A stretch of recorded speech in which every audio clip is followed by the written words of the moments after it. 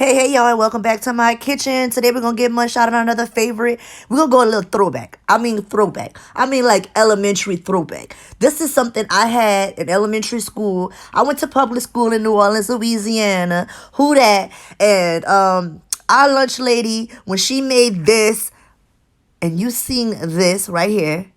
Yes, breakfast pizza. This is not my lunch lady, but this is a lunch lady. I'm going to teach you guys how to do this breakfast pizza simply at home with these simple ingredients. All you're going to need is some pre-made pizza dough. I got Pillsbury, the country gravy mix, mozzarella cheese, and some sausage breakfast patty. I got the pork patties. You get the crumble if you want. It was cheaper to get the patties and chop them up how I want.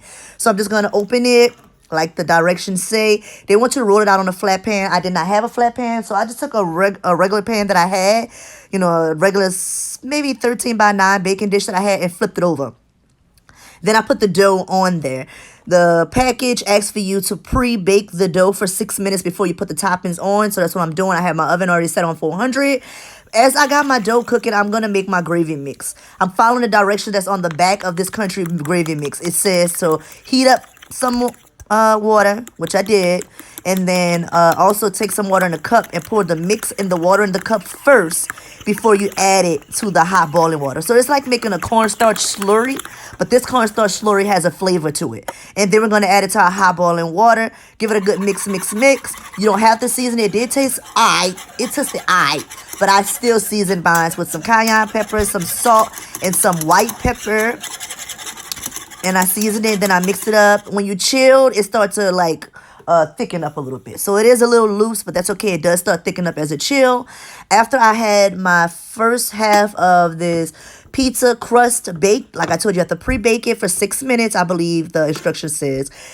Listen to the instructions, y'all. Just listen to how I'm assembling it. Listen to the instructions on how to cook the pizza.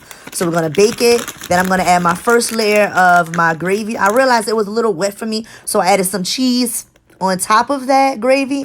Then I'm going to add more gravy on top of that cheese. Then I'm going to add my chopped up pork breakfast sausage. Like I told y'all, I got the breakfast pork sausage, the cheap non-name brand kind. I got the patties actually, and I took it and chopped the patties up like so, as fine as I can. And I'm going to add that on top of my dough. My dough has my gravy, my dough has my mozzarella cheese, and now it has my delicious breakfast sausage. And now I'm gonna add more cheese on top of that. You guys see my pizza crust. I took it from the top half. I told you I flipped the container over and baked it, pre-baked it. Then when I pre-baked it, I took and flipped it and put that inside of there.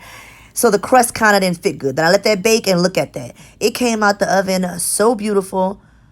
Hopefully you guys can hear the crunch. If not, just know that crunch sounded like biting into a fresh red freaking apple. It was just delicious.